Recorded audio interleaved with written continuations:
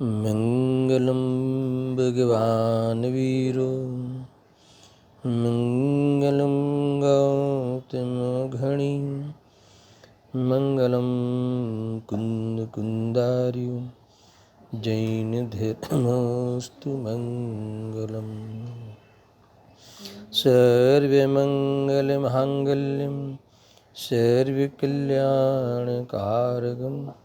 प्रधानं सर्वधर्माणां जैनं जयितुं शासनं जैनं जयितुं शासनं।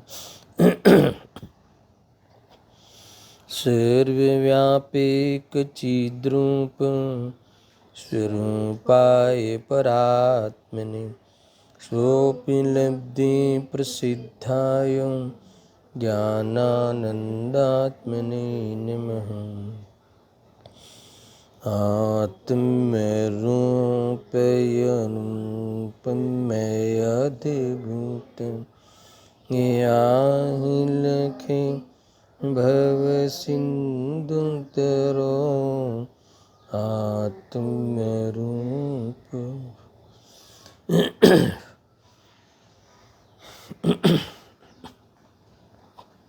प्रवचन सार शुभ परिणाम अधिकार गाथा 85 पर स्वाध्याय चल रहा है। इसमें मोह राग द्वेष जो बंध के कारण है आगे की गाथाओं में बताया। तो आगे अब इसमें ये प्रेरणा देते हैं ऐसे मोह राग द्वेष को उसके चिन्हों से उसके लक्षणों के द्वारा पहचान कर उसमें उत्पन्न होते ही उसे नष्ट करने की बात यहाँ की है। देखो इसमें अन्वयार्थ हो चुका है, टीका का भी कुछ काफ़ी अंश हमने पढ़ा था। टीका से ही वापस पुनः अपन विचार करते हैं। हरिथोतणु यथा ग्रहण करुणामनुजतिरियंचेम विषयोतणो वडि संगलिंगो जानवा मोहन। मोह का चिन्ह बताते हुए आचार्य देव ने कहा कि पदार्थ का अयथा ग्रहण है ना, पदार्थ को अयथार्थ रूप से ग्रहण करना वह मोह का दर्शन, मोह का चिन्ह है। और पदार्थों के अयथार्थ रूप ग्रहण करते हुए तिर्यंच और मनुष्य उनकी जो भी कोई स्थिति बनती है उदय को लेकर, तो वो सब क्या है, परीक्षा योग्य है। मूल बात इसमें वजन वाली बात थी। परीक्षा योग्य है यानी हमारे ज्ञान में निमित्त बनने योग्य है। हमारे ज्ञान रूप कार्य जो होता है उस ज्ञान में उस पर मनुष्य और तिर्यंच की जो भी परिस्थिति होती है वो निमित्त बनती है। जानना उस अपेक्षा से नैमित्तिक कार्य हुआ और उन पदार्थों का मनुष्य और तिर्यंचों की स्थिति निमित्त हुआ, है ना। इस प्रकार से निमित्त बनाना चाहिए था, निमित्त ही बनता है, वो परीक्षा योग्य ही है। मगर हम उसमें जानने में निमित्त नहीं बनाते हुए, अर्थात जानने में पर आने पर भी वहाँ ध्यान नहीं देते हुए उनकी प्रति करुणा बुद्धि से, है ना, वास्तव में मोह को ही उत्पन्न करते हैं। बहुत बड़ी बात है। देखो करुणा बुद्धि से मोह को उत्पन्न करते हैं, उसका अर्थ क्या है, उपादेय बुद्धि पूर्वक उनको जानकर, उनकी वो परिस्थितियों को जानकर मैं इनकी परिस्थिति को ठीक कर दूंगा, है ना, इनको बराबर कर दूंगा, रोग हुआ हो तो निरोगी कर दूंगा और उससे वो सुखी हो जाएगा, ऐसा मानते हुए, कर्तव्य रूप से मानते हुए यहाँ करुणा का भाव करता है, तो उस करुणा के भाव को यहाँ क्या कहा है, मोह का चिन्ह कहा है। देखो कल भी मैंने इसमें बहुत विस्तार किया था कि अन्य पदार्थों में जो अभी आगे कहने वाले हैं, कोई पदार्थ पे प्रीति करके राग करना, इष्ट मानकर प्रीति करना, अनिष्ट मानकर अप्रीति करना, द्वेष करना, और उस पंचेंद्रिय के विषयों के भोगवश, है ना, भोग के वश होकर उसमें कोई ना कोई भेदभाव करते रहना, राग द्वेष करते रहना, वो सब तो मोह का चिन्ह है, वो मोह के लक्षण है। ऐसा मानने में कोई ऐतराज नहीं होता, गले भी उतरती है बात। पर जब करुणा भाव वाली बात आई कि करुणा भाव मोह का चिन्ह है, तो थोड़ा सा व्यक्ति को ये होता है कि आप करुणा भाव को कम से कम मोह का चिन्ह मत कहो, तो क्या कहे उसको, धर्म का चिन्ह कहे। अरे ये तो उपादेय बुद्धि वाला करुणा भाव की बात है। बिना उपादेय बुद्धि का करुणा भाव को अगर व्यवहार से धर्म कहने की पद्धति है, फिर भी वो वास्तविक धर्म नहीं है ना, उसमें अटकने जैसा नहीं है। कई बातें इसमें आने वाली है, हम गुरुदेव जी के प्रवचन भी पढ़ते हैं। मूल मुझे इसमें खास बात ये लगी कि प्रेक्षा योग्य होने पर भी, है ना, ये जो ये प्रेक्षा योग्य है, ये जो है वो जानने योग्य है, ये जाना हुआ प्रयोजनवान है ना, आदरणीय नहीं है। कोई पदार्थों में हस्तक्षेप करना, है ना, उसमें देख देख के करुणा करना उसके योग्य नहीं है, ये कहते हैं। ये जानने के लिए था तो था, करुणा करने के लिए नहीं था। कोई मनुष्य और तिर्यंच की परिस्थिति तुम्हारे ज्ञान में जानने के लिए थी, उसको देखकर कुछ अपनी राय देकर, कुछ अनेक प्रकार से कोई खोटी मान्यता रख कर फिर उसमें हस्तक्षेप करना, उसकी पर्याय में कुछ करने का भाव, फेरफार करने का भाव, ये सब भले चाहे उसे सुखी करने का भराग हो, तो भी वे यहाँ कहते हैं कि ये मोह का चिन्ह है, धर्म का चिन्ह नहीं है। अपने यहाँ तो बहुत आया है समय सार में, बंद अधिकार में, है ना, मैं मार सकता हूँ, मैं बचा सकता हूँ, ऐसा मानते हुए बचाने का भाव, मारने का भाव, ये सारी चीज़ मोह है ना। तुम मार कैसे सकते हो किसी को तुम किसी को बचा सकते कैसे हो, ये सारी बातें समझनी चाहिए पहले, फिर बचाने का भाव और मारने के भाव के बारे में बाद में सोचा जाए। पहले हम उसको बचा सकते हैं कि नहीं, कैसे हो सकता है, कैसे संभव है, उसका बचना, उसका रहना, उसका जो भी परिणमन होना, वो सब उसके कर्म के अधीन है। अर्थात तो उस समय में परिणमन जो होता है उस उपादान के अनुसार है, और हमारा उसमें एक तसु भार भी योगदान नहीं है, ये बात समझनी चाहिए। देखो आगे कहते हैं, ऐसा ये सब तिर्यंच मनुष्य की जो भी अवस्थाएं होती है, वो सब परीक्षा योग्य होने पर भी उनके प्रति करुणा बुद्धि से, है ना, करुणा बुद्धि शब्द डाला, उपादेय बुद्धि पूर्वक करुणा करता हुआ मोह को ही प्राप्त होता है। तो ऐसे मोह को तुम पहचानो, तुम्हारी इस भ्रमणा को पहचानो। अब आगे, अब राग द्वेष को ले आएंगे। अब इष्ट विषयों की आसक्ति से राग को और अनिष्ट विषयों की आसक्ति से द्वेष को, है ना, इस प्रकार ऐसे और दो प्रकार कहे मोह को, इसको, ये लिंगों को, इस चिन्हों को पहचानो। मान लो कि खास बात लिखी है इसमें राग द्वेष में कि किसी पदार्थ में इष्ट बुद्धि करके राग करना, यानी मिथ्यात्व सहित अज्ञान पूर्वक खड्डे में पड़ता है ना हाथी, चाहे राग को वश हुआ मगर खड्डे को जानता भी नहीं था, इस प्रकार से लिया था ना इस। तो ये राग जो है तो उपादेय बुद्धि पूर्वक, इष्ट बुद्धि पूर्वक राग करना, प्रीति करना, और किसी विषय में अनिष्ट बुद्धि करके द्वेष करना, ये यहाँ कहते हैं। उस द्वेष को इस प्रकार तीन लिंग बताए, ये तीन प्रकार बताए, तीन चिन्ह बताए। ये तीन चिन्ह किसके हैं? मोह के हैं। इसको क्या करना है? बराबर जानना है, उसको पहचानना है। यानी इसको पहचानना है, यानी किस रूप से पहचानना है कि ये सब मेरे, है ना, बंध के कारण है, मेरे दुख के कारण है। इसमें वास्तव में ये दर्शन मोह के ही चिन्ह हैं, है ना।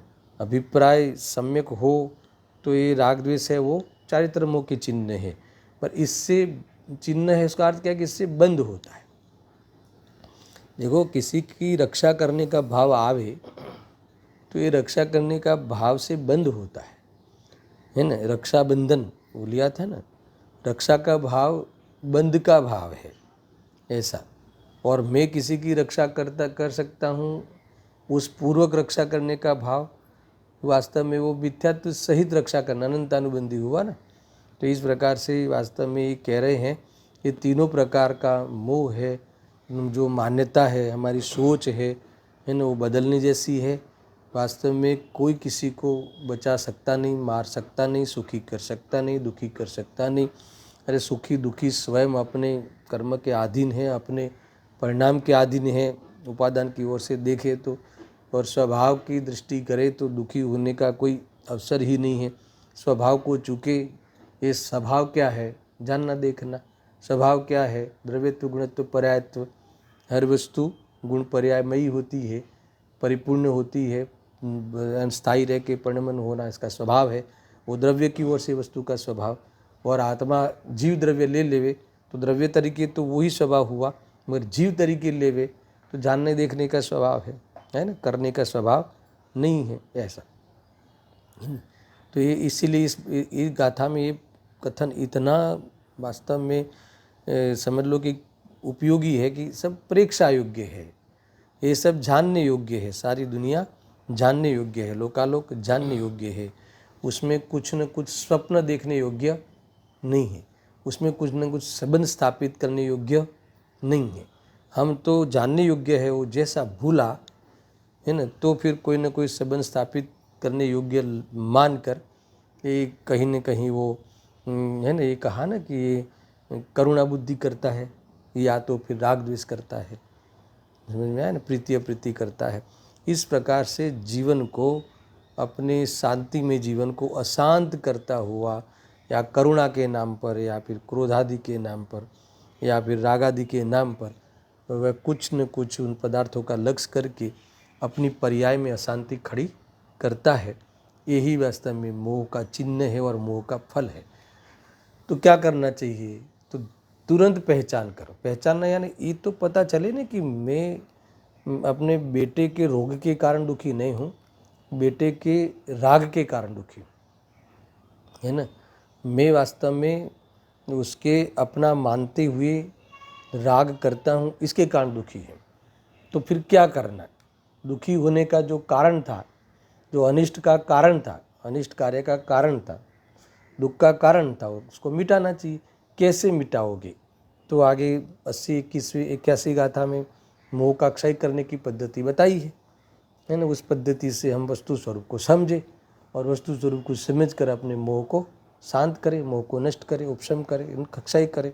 ये बात यहाँ कही है। देखो मैं भावार्थ पढ़ता हूँ, सरल किया है। और मोह के 3 भेद है, दर्शन मोह, राग और द्वेष, ठीक है। अब पदार्थों के यथार्थ स्वरूप से विपरीत मान्यता तथा तिर्यंचों और मनुष्यों के प्रति तन्मयता से करुणा भाव आया ना, दोनों बात। पदार्थों के यथार्थ स्वरूप से विपरीत मान्यता यानी जो जैसा है वैसा नहीं मानना, द्रव्य गुण पर्याय जैसा है वैसा नहीं मानना, यानी अन्य द्रव्य पर द्रव्य से स्वद्रव्य मानना, पर गुण को स्वगुण मानना, पर पर्याय को स्वपर्याय मानना, ये तो ये विपरीत मान्यता होगी। तो ये कहते हैं उस विपरीत मान्यता बराबर और तथा तिर्यंचों और मनुष्य के प्रति तन्मयता से करुणा भाव, तन्मयता शब्द डाल दिया यानी मिथ्यात्व सहित का करुणा भाव यहाँ भी इन्होंने पंडित जी ने लिखा है। वे दर्शन मोह के चिन्ह है। ये करुणा भाव कौन से वाला करुणा भाव? ये तन्मयता वाला, यानी तन्मयता यानी इसमें मैं कर सकता हूँ वाला। तो ऐसा कर ही नहीं सकता, कोई किसी को सुखी कर ही नहीं सकता, कोई किसी को दुखी कर ही नहीं सकता, कोई किसी को बचा ही नहीं सकता। ये मुख्य बात है। मार नहीं सकता, बचा नहीं सकता, पर द्रव्य में कुछ नहीं कर सकता, समझे। और अपने द्रव्य में द्रव्यत्व गुणत्व पर्यायत्व में कुछ नहीं करना है। तो करना क्या है? सत्य को स्वीकार करना है। सत्य को स्वीकार करेगा तो क्या होगा कि दर्शन मोह नष्ट हो जाएगा, है ना। शुद्धोपयोग में निर्विकल्प वस्तु की निर्विकल्प होकर अनुभूति करना, तो इस प्रकार से दर्शन मोह नष्ट होता है और फिर उस शुद्धोपयोग को बढ़ाते जाना, तो चारित्रमों का अभाव होता है। इस प्रकार से आगे पद्धति आई है, मैंने एक बार थोड़ा सा याद करा दिया। यहाँ कहते हैं वो दर्शन मोह का चिन्ह है, फिर इष्ट विषय में प्रीति राग का चिन्ह है और अनिष्ट विषय में अप्रीति द्वेष का चिन्ह है। देखो इष्ट मानना अनिष्ट मानना वो तो दर्शन मोह का चिन्ह है, फिर वो मानते हुए राग करना, द्वेष करना, वो यहाँ कहते हैं कि वो सब चारित्र मोह का चिन्ह है। ये दोनों हो गए ना। इस चिन्हों से तीनों प्रकार के मोह की पहचान कर मुमुक्षु को उसे तत्काल ही नष्ट कर देना चाहिए। अब तत्काल नष्ट कर देना चाहिए, उसका अर्थ क्या है? उसे हे मानना चाहिए। अपने से अधिक जाने आत्मने, उससे अपने को भिन्न जानना चाहिए। भिन्न जानना चाहिए उसका अर्थ ये है कि मेरा प्रयोजन जो है सुखी होने का, वो उसकी सिद्धि मोह राग द्वेष को लेकर नहीं होती। ऊपर से अगर मैं उसमें अपने प्रयोजन की सिद्धि मानते हुए इसमें परिवर्तन करता हूँ तो मैं अपने मुक्ति के विरुद्ध में खड़ा हूँ। समझा ना? मैं अपने स्वभाव के विरोध पक्ष में खड़ा हूँ, ऐसी बात हो जाएगी। तो इस प्रकार से पहचान लेना ही वास्तव में नष्ट हो जाना है, दृष्टि की अपेक्षा। तो उसकी पहचान लेना, किसको? अपने स्वभाव से अपने को, और पर को पर रूप से पहचान लेना। स्व को स्वरूप से, पर को पर रूप पहचान लेना, उस रूप मान लेना, उस रूप जान लेना, यही वास्तव में उस संबंधी मोह को नष्ट करना हुआ। फिर उपयोग स्वरूप में रहे, पर में जावे नहीं, तो बाकी का जो है, जो बिंदु जैसा राग मोह, वो भी चला जाएगा। मोह यानी चारित्र मोह। तो इस प्रकार से मोह क्षय करने की बात यहाँ, अरे मोह के चिन्ह बताने की बात यहाँ आई थी। अब मेरे ख्याल से गुरुदेव जी के प्रवचन पे थोड़ा विचार करते हैं और इसके बाद आगे की गाथा में प्रवेश करेंगे। देखो दिव्य धनी सार के अंतर्गत है। कौन सी गाथा है? 85 ना। हाँ, एक बात को गुरुदेव सिंह ने शुरू में अच्छी कही है, जो ये कहा ना, अब इस मोह राग द्वेष को लक्षणों के द्वारा पहचान कर उत्पन्न होते ही नष्ट कर देना योग्य है। अब ये बात थोड़ी खटकती है। अब गुरुदेव सिंह ने उसका खुलासा किया है कि उत्पन्न होते ही नष्ट कर देना योग्य है, यानी क्या? वो तो नष्ट हो ही जाती है।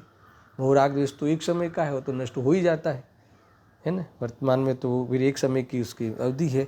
तो उत्पन्न होना फिर नष्ट करना, ये जो शब्द डाला है, तो इसका अर्थ क्या लेना? सुनना, इसका अर्थ ये लेना है कि अर्थात कि मोह राग द्वेष उत्पन्न ही नहीं होने देना, अर्थात स्वसन्मुख ज्ञाता रहना, मूल बातें है, ऐसा इसका अर्थ है। किंतु मोहादि उत्पन्न हो और उसके बाद नष्ट किया जाए, ऐसा इसका अर्थ नहीं है। देखो कथन तो ऐसा लिखा है, ये लिखा ना, ये लिखा ना, जैसे उत्थानिका में लिखा है। आप देखो उत्थानिका पढ़ो। हाँ, अब इस मोह राग द्वेष को इन आगामी गाथाओं में कहे गए चिन्हों लक्षणों के द्वारा पहचान कर उत्पन्न होते ही नष्ट कर देना चाहिए। तो उत्पन्न होगा और फिर नष्ट कैसे होगा? वो तो उत्पन्न हुआ तो वो फिर दूसरे समय तो रहता ही नहीं। तो क्या है उसका? ज्ञाता दृष्टा रहना, बहुत बढ़िया, प्रेक्षा योग्य है। यानी ज्ञानी धर्मात्मा अपनी पर्याय में होने वाले राग द्वेष आदि को भी अपना स्वभाव नहीं मानना, यही नष्ट करना है ना। एक तो ये है, और दूसरा इस प्रकार से फिर आगामी पर्याय में फिर उत्पन्न ही नहीं होता, उत्पन्न नहीं होना नष्ट कर देना है। बाकी ऐसा नहीं है पहले राग करो फिर उसको कहीं बिठाओ फिर उसको कोई तलवार लेके नष्ट करो, ऐसी कोई बात यहाँ नहीं है।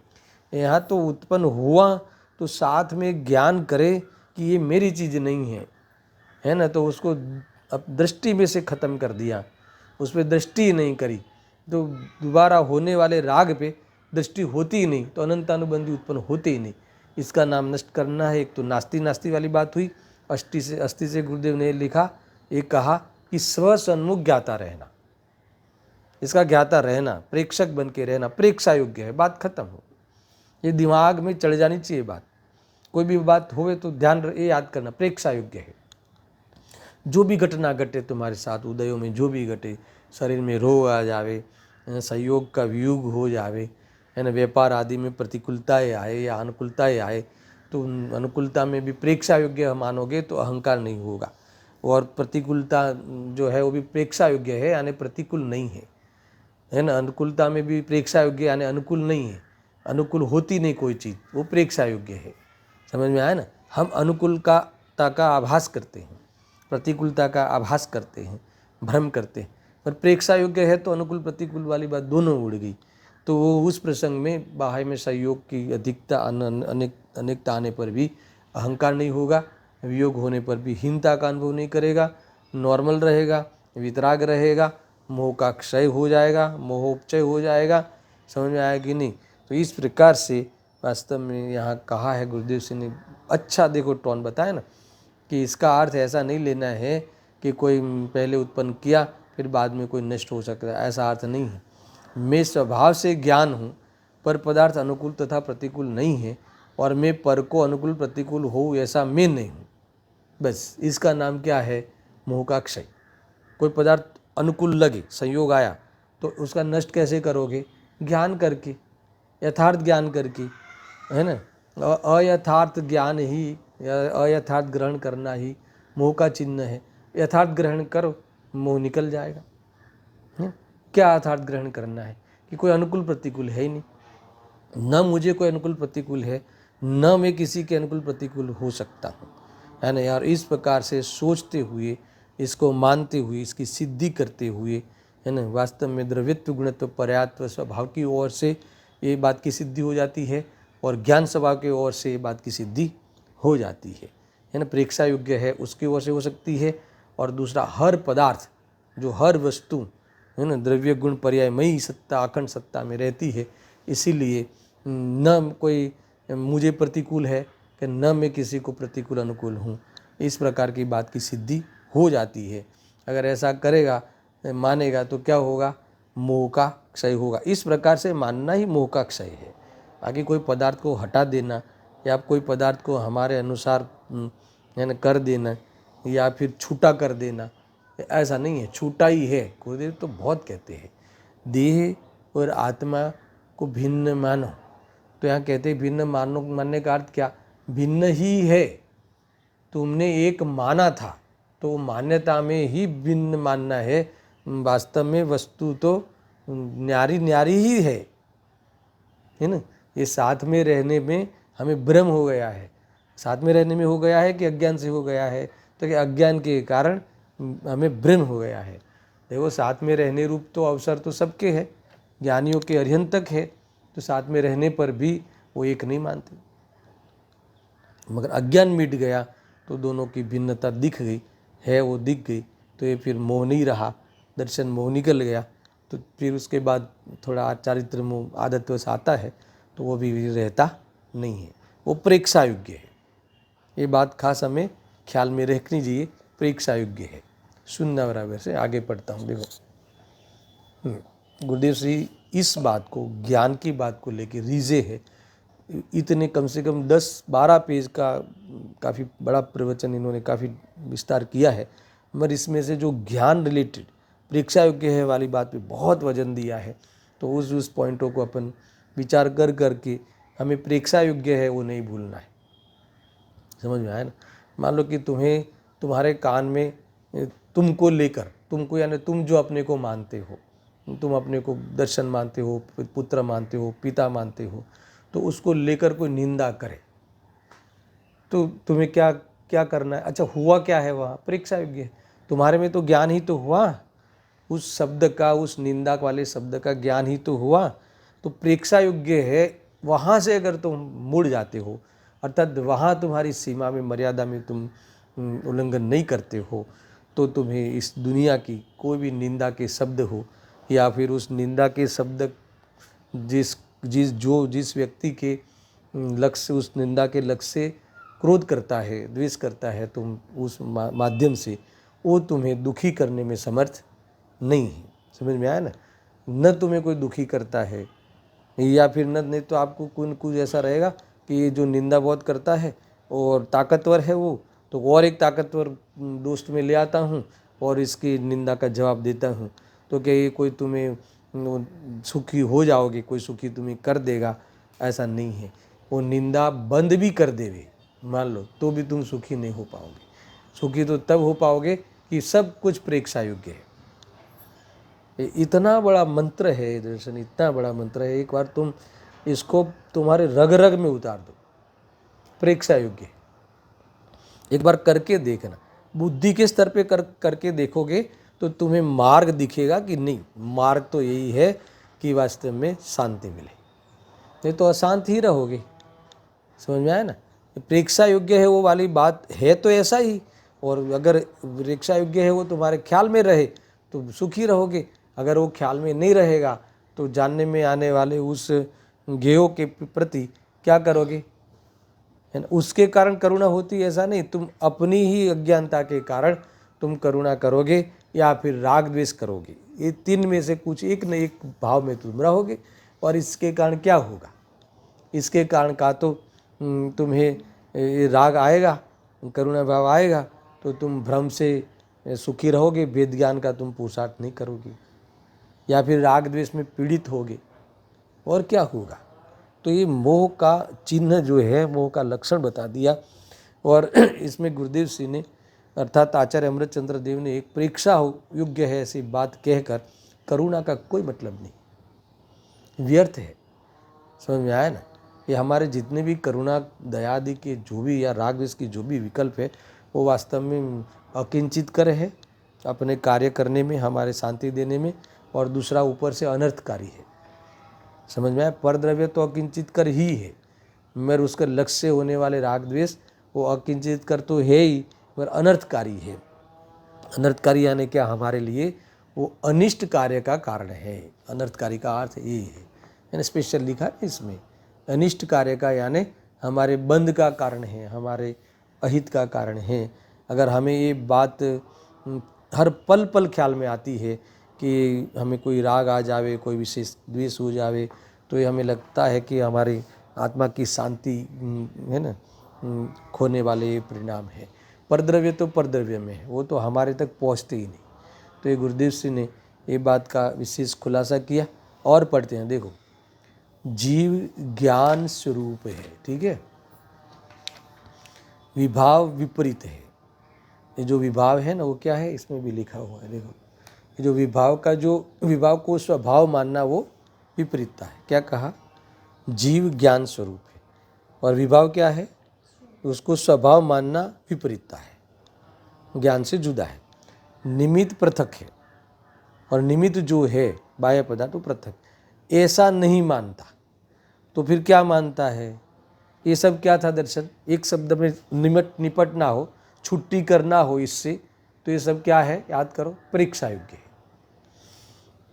समझ में आ रहा है। हमारा ज्ञान स्वभाव तो परीक्षा योग्य है और आदरणीय भी है, आश्रय के योग्य भी है, मगर बाकी की जो विपरीतता है और निमित्त है वो तो मात्र प्रेक्षा योग्य है, आश्रय के योग्य नहीं है।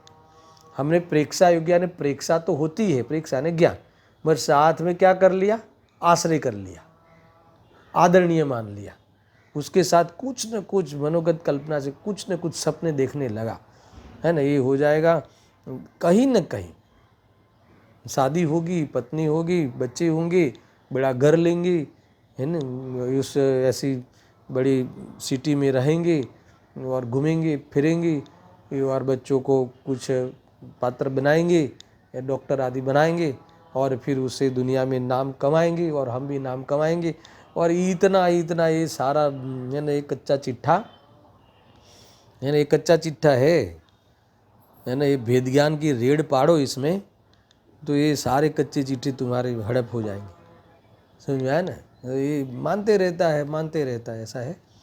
देखो गुरुदेव जी क्या कहते हैं कि जीव ज्ञान स्वरूप है, जीव यानी मैं, ये जो विभाव है, जो उसको हम स्वभाव मानते हैं, वो सब विपरीतता है।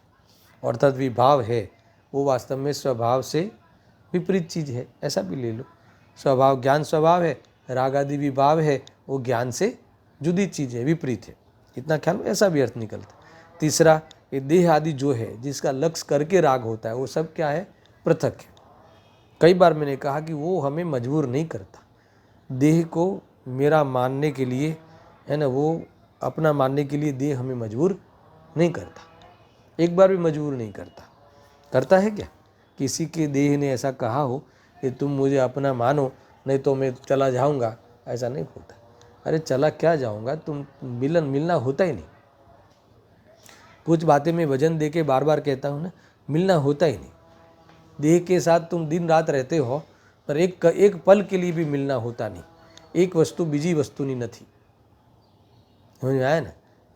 देह और आत्मा एक नहीं है, वो मिलते ही नहीं। मिलने का कोई अवसर ही नहीं, कोई द्रव्य किसी को मिलता ही नहीं है ना। ये सारा राग है ना, हमें मिलना चाहिए, 6-8 महीने हो गया हमारे साधर्मियों को मिलना चाहिए, इतना राग करते हैं, क्या कुछ नहीं है दम इसमें, है ना। ये तो इतनी जिससे मिलना चाहिए अथवा मिला मिलाया है वहाँ हम ध्यान नहीं देते, वहाँ ध्यान देना यानी अपने को मिलना चाहिए। समझ में, हमें किससे मिलना चाहिए, स्वयं को मिलना चाहिए। और क्या मिलना चाहिए, मिला मिलाया है यही तो मैं हूँ, बस ये ऐसा नक्की करना, ऐसा अनुभव करना, ऐसा जैसा है वैसा देखना, इसका नाम मिलना है। तो ये सारी बातें हमें बराबर से दिमाग में क्लियर होनी चाहिए। समझ में आया ना। श्रद्धान ज्ञान में तब जाके उस संबंधी अयथार्थता आएगी, और यथार्थता आएगी। श्रद्धान ज्ञान में यथार्थता आएगी, अयथार्थता चली जाएगी तो मोह का अभाव हो जाएगा, और वो वास्तव में सम्यक दर्शन आदि धर्म का चिन्ह है। आत्मा की दृष्टि होना, पदार्थ संबंधी सच्ची दृष्टि होना, सात तत्व की यथार्थ दृष्टि होना, विपरीत अभिनिवेश रहित जो प्रतीति होना, वही वास्तव में क्या है, धर्म का चिन्ह है, मुक्ति का मार्ग है। ये बातें हमें समझनी चाहिए। देखो, जीव ज्ञान स्वरूप है और विभाव विपरीत है, ज्ञान से विपरीत है, निमित्त पृथक है, ऐसा नहीं मानता। और क्या मानता है फिर, निमित्त से लाभ मानता है, विभाव को अनुकूल मानता है। विभाव को अनुकूल मानता है यानी ये जो राग द्वेष है वो उसको स्वभाव मानता है, और स्वभाव मान के फिर पूर्ति करने का, देखो पूर्ति करने का उपाय करता है ना, उसका नाम ही स्वभाव मानना है ना। पूर्ति करके करना ही कर्तव्य मानना, और कर्तव्य मान के ही पूर्ति करने का प्रयत्न करना, वो सारा क्या है, मोह के चिन्ह है। ऐसा ही तो होता है। देखो यहाँ कहते हैं वह स्वभाव के सामर्थ्य की खबर नहीं है, निमित्तની खबर નથી। विभाव निमित्त ने उपादान माने से वो विभाव को स्वभाव मानकर उसमें उसके पीछे रहता है, और स्वभाव के सामर्थ्य की तो खबर ही नहीं है कि मैं ज्ञाता दृष्टा हूँ। तो इस प्रकार जिसे पदार्थों की खबर नहीं है, वह पदार्थों का अन्यथा अंगीकार ग्रहण करता है, वही मिथ्या भाव है, वह मोह का चिन्ह है। देखो जो चीज़ जैसी है वैसी नहीं समझना, उससे विपरीत समझ, जो हमारी उससे विपरीत समझदारी है, वो वास्तव में मोह का चिन्ह है। ये इतना बड़ा विषय है ये, कि हमारी हर श्वासों में ये हमारा जहर घुसा हुआ है। इसीलिए देखो ये है ना, ये खबर ही नहीं है अपनी। हर समय वो मान लो कि जब भी ऐसा लगे कि मुझे आज ये करना है, मुझे मैं कर सकता हूँ, मुझे कमाना चाहिए, कमा के फिर मैं सबको बराबर से है ना अनुकूलता प्रदान करूँ, तो उससे सब सुखी हो जाएंगे। ये कहते हैं कि दुनिया को तो, जगत को तो ये विचार तुम्हारे अच्छे लगेंगे। वो बताया था ना वो दो पक्षी, तू पी और मैं पी। तो वो तू पी वाला प्रसंग दुनिया को अच्छा लगता है, अच्छा ही लगता है ना। कितना अच्छा है कि वे देखो ये कह रहा है कि भी इतना ही पानी है, तो ये एक को ही काम आएगा तो तू पी ले, वो कह रहा है तू पी ले, पर तू पी झगड़े में ये दोनों मर गए, वो पानी को प्राप्त नहीं हुए, उस तरफ किसी का ध्यान नहीं जाता। ऐसे ही मैं इसको बड़ा कर दूंगा, मैं इसको संभाल कर दूंगा, मैं इनकी सेवा करूंगा, मैं इनको खुश रखूंगा, धन बहुत कमाऊंगा, बच्चों को इस पात्र बनाऊंगा। तू पी वाली बात आई ना, दुनिया को, ये जगत को ये बात गलत नहीं लगती। तो मगर यहाँ तो कहते हैं कि तू पहले ये तो सोच, कर सकता है क्या तू उसके लिए कुछ कर सकता है क्या। उपदेशी तो ऐसा कहते हैं कि तू उसकी पर्याय का कर्ता मानता है, तो उस पदार्थ को तूने नपुंसक माना। वो स्वयं पदार्थ एक जो है वो द्रव्य गुण पर्यायमयी है, तो वो कायमी टिकने वाली चीज़ तो है ही, और कायमी टिकने की अनंत शक्तियाँ उसके पास पड़ी है, और हर समय स्थायी रह के परिणमता है। तो अब तू उसके लिए कुछ करे, है ना, और करने की भावना रखे, और अपने लिए कोई करे ऐसी भावना रखे, तो ये तेरे को स्वभाव की, द्रव्यत्व गुणत्व पर्याय की स्वभाव की खबर नहीं है। तो ये इसका नाम, इससे बड़ा कोई अज्ञान नहीं हो सकता। और इस अज्ञान को लेकर कोई पदार्थों में तुम ऐसा परिणमे तो ये इष्ट है, और ऐसा परिणमे तो अनिष्ट है, तो ऐसा मान कर तूने राग द्वेष किया है। तो ये यहाँ कहते हैं, देखो ये बात थोड़ी समझने लायक है ना। बहुत कुछ बातें हैं तो बड़ा है, कुछ कुछ मैं पॉइंट बोल के है ना आगे बढ़ता हूँ। गजब है, देखो दुखी जीव ज्ञान की घी है, बहुत बढ़िया बात, शांति का बात है। दुखी जीव क्या है, और हमें क्या लगता है, अरे बेचारा दुखी है, मैं सुखी कर दूँ। तो तुमने ज्ञान का घी बनता है ना, वो अपने स्वभाव की बेइज्जती कर दी। ये तो हमने कभी देखा ही नहीं। अरे तुम्हारे जानने में आ रहा है तो तुमने बेईमानी कैसे कर ली? तुम ये गे की बजाय तुमने ये मेरे है, तेरे है, ये अच्छे है, बुरे है, मैं ये कर दूँ, मैं वो कर दूँ। तो ये तो कहते हैं कि तुमने बेईमानी कर दी, व्यभिचार हो गया, दूसरे पदार्थ में कुछ करने का तुम्हारा व्यभिचार हो गया। तो ये ठीक नहीं है, ऐसा है। देखो देखो ऐसा लगेगा कि इसके विरुद्ध में दर्शन, इसके विरुद्ध में हमारा जीवन निरंतर है। तो हमें ये बात ऐसी लगती है कि जचती नहीं है ना। हमारा तो पूरा इससे विरुद्ध में है ना, हमारा तो पूरा प्रयत्न ही रहता है जीवन भर, है ना, व्यापार आदि को सफलता करना और बाल बच्चों को बराबर है ना संभाल करना। तो ये कहते हैं कि ये सब क्या है, परीक्षा योग्य है, ज्ञेय है। किंतु देखो ये ऐसा लगे कि कैसा है धर्म, कोई जीव को दुखी देखकर ये तो ज्ञेय मात्र है। तो क्या है, आप करके बताओ ना, उसको सुखी करके बताओ। अगर तुम सुखी कर सकते हो तो करके बताओ कि हो नहीं सकता। समझ में आया ना। इसीलिए वो रोटी कपड़ा मकान की तुम पूर्ति करके सुखी हो के बताओ। तुम्हें ऐसा लगता है कि रोटी कपड़ा और मकान हो जिनके पास, उससे संपन्न हो, वो बहुत सुखी है। तो जरा जिनके पास है वहाँ जाके देख के तुम सुखी है कि नहीं तलाश करके आओ। समझ में आया कि नहीं? ऐसा नहीं है, मोह के कारण दुखी है। इसलिए कल मुनिराज को मैंने ना वास्तव में आधार लेकर समझाया था कि मुनिराज उपदेश देंगे तो किस बात का देंगे, मोह के क्षय करने का देंगे, है ना। वो कमंडल में पानी था तो ऐसा पानी पिलाने का भाव नहीं आएगा उनको।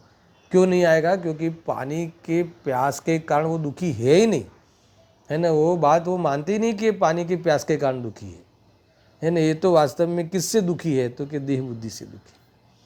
तो तू आ जा मेरे सामने, मैं तुझे समझाता हूँ कि ये कैसे। देखो मैंने ये कल बातें बताई थी, सारी बहुत इम्पोर्टेंट बातें हैं। कल वो बातें मैंने थोड़ी ध्यान दिलाया था ना दर्शन, किसी के घर पे जाते हैं ये संबोधन के लिए, तो बच्चे तो कभी आए नहीं, है ना, और वो जिनको सुनाते वो तो प्रसन्न है, मगर जो बच्चों को ऐसा लगता है कि ये बीमार है तो दवाई का, कोई इलाज का कोई आइडिया तो देते नहीं, और ऊपर से ये कहते हैं कि देह और आत्मा जुदा है। तो उस बच्चे को ये पता नहीं है कि देह और आत्मा को एक मानता है, देह में उपाधि बुद्धि करता है इसलिए दुखी है। तुम्हें लगता है कि कैंसर से दुखी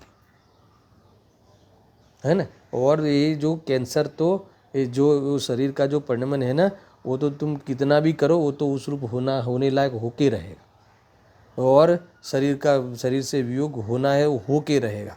तो अगर उससे पहले जब ये मेरा है ही नहीं, मैं उससे भिन्न हूँ, ये मानेगा नहीं, तो छोड़ते समय अनंत आकुलता होगी। यानी इससे यहाँ से जाने के समय अनंत आकुलता होती है। आत्म प्रदेश शरीर से बाहर निकलते हैं दर्शन, ये निकलते हैं ना, आत्म प्रदेश बाहर निकल के चाहेगा तो इसको इतनी आकुलता, किस बात की आकुलता? शरीर से निकलने की आकुलता नहीं। आकुलता तो ये मेरा है और मुझे जाना पड़ रहा है, मैं छूट रहा हूँ, मेरा यहाँ रह जाएगा।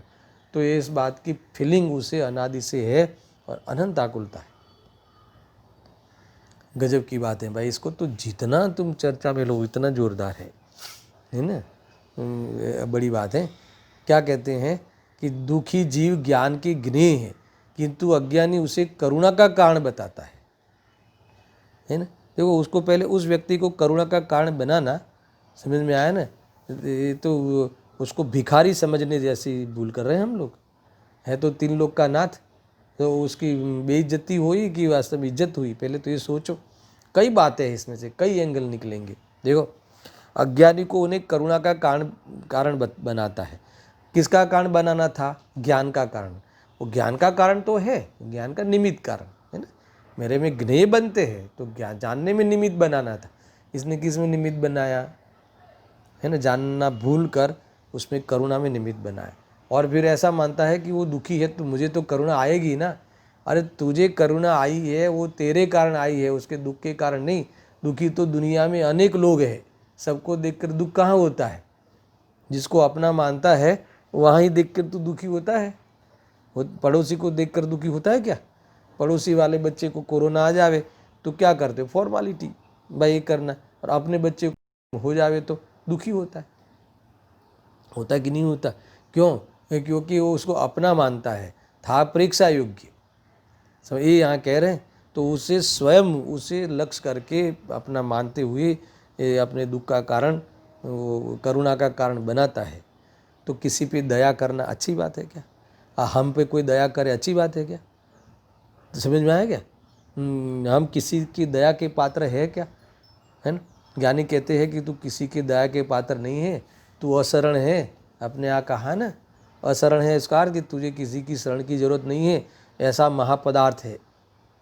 इंद्रियातीत और ज्ञान रूपी महापदार्थ है।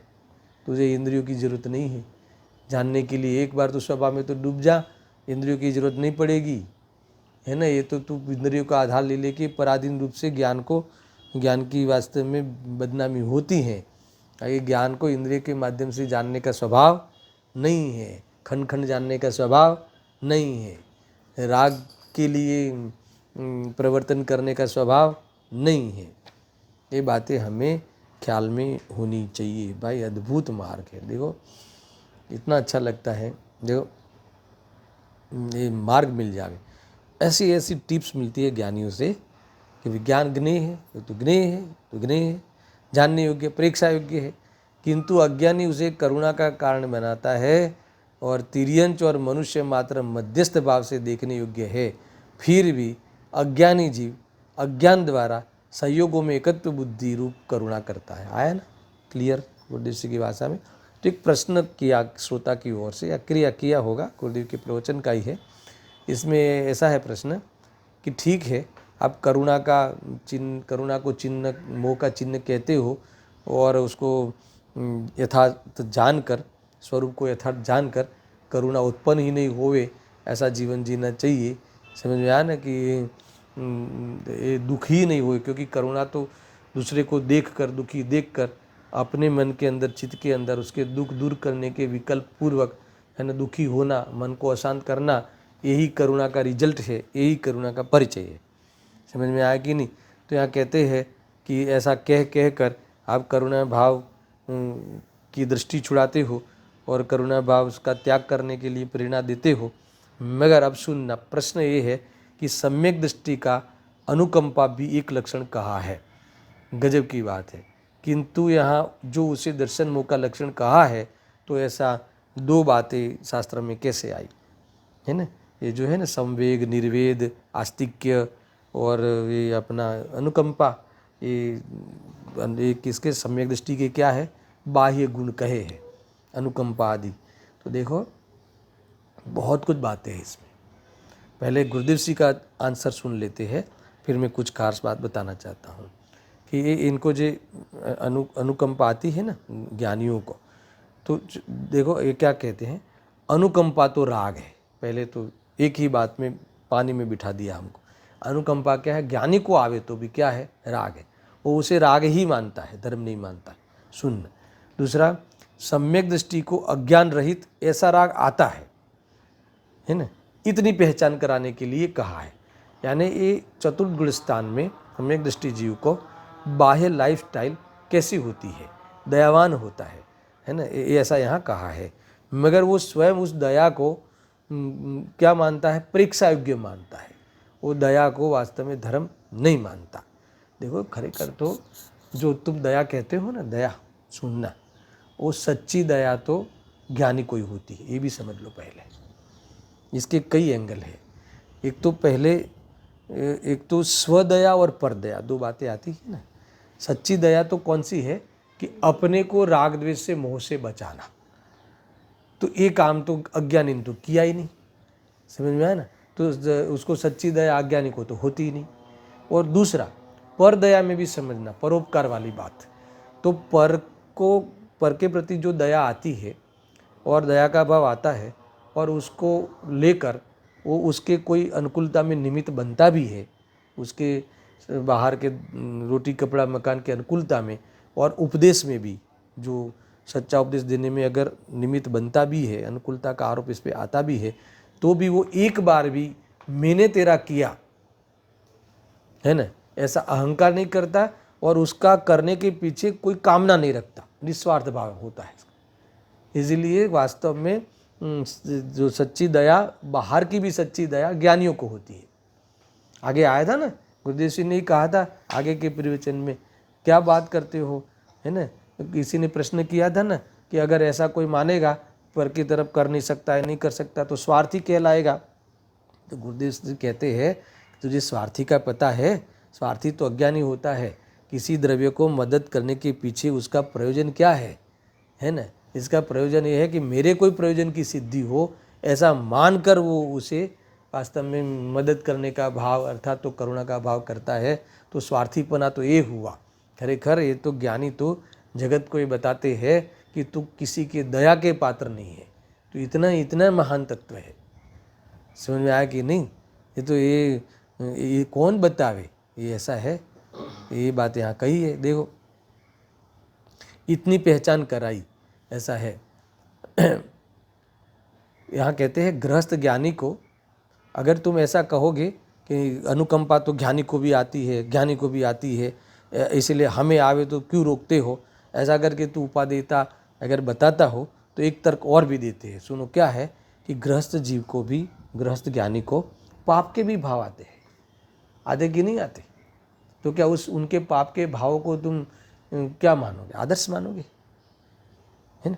96,000 रानी तक भोगने का भाव आता है और उसी भाव से मोग जाने वाले। समझ में आया कि नहीं? उसमें एक समय के लिए भी दर्शन उपाधि बुद्धि नहीं होती, है ना।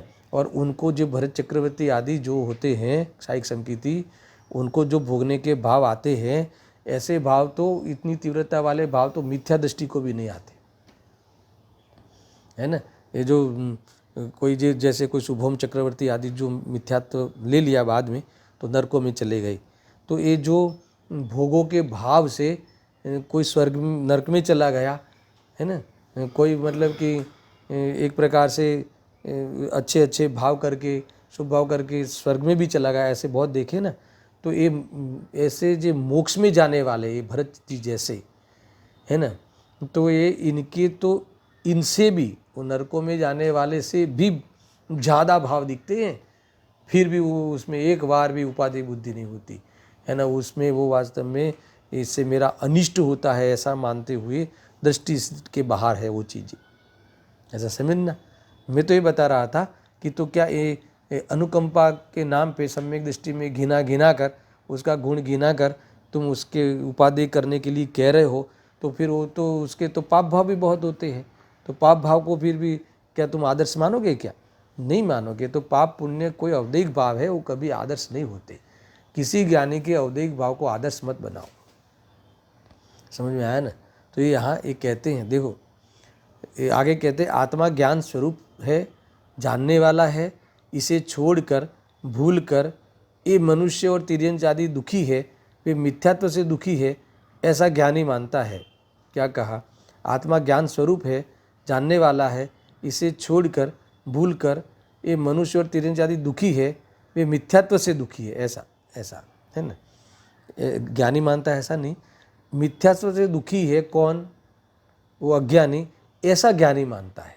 ज्ञानी ऐसा नहीं मानता कि इसे शरीर में रोग है इसलिए दुखी है। खरेखर क्यों दुखी है वो व्यक्ति, सामने वाला व्यक्ति क्यों दुखी है? अपने ज्ञान स्वरूप को छोड़कर, सुनना, भूल कर, वो वास्तव में जो मनुष्य तिर्यंच आदि की जो अवस्थाएं होती है ना, तो उस अवस्था में अपने को भूल कर वो दुखी होता है। तो वो मिथ्यात्व से दुखी हुआ है ना, स्वभाव को भूलना मिथ्यात्व है, तो वो उसीलिए दुखी है। ऐसा कौन मानता है? ऐसा ज्ञानी मानता है। कि सामने वाला रोटी से दुखी, ऐसा नहीं मानता। देखो कई बार यहाँ आगे भी लिखा है, मुझे उनके कारण उनके प्रति करुणा आई है, ऐसा मान्य रूप करुणा मिथ्यात्व का लक्षण है। मुझे तो क्या करे, वो बेचारे दया का पात्र है और मैं दया करूँगा तो सुखी हो जाएगा।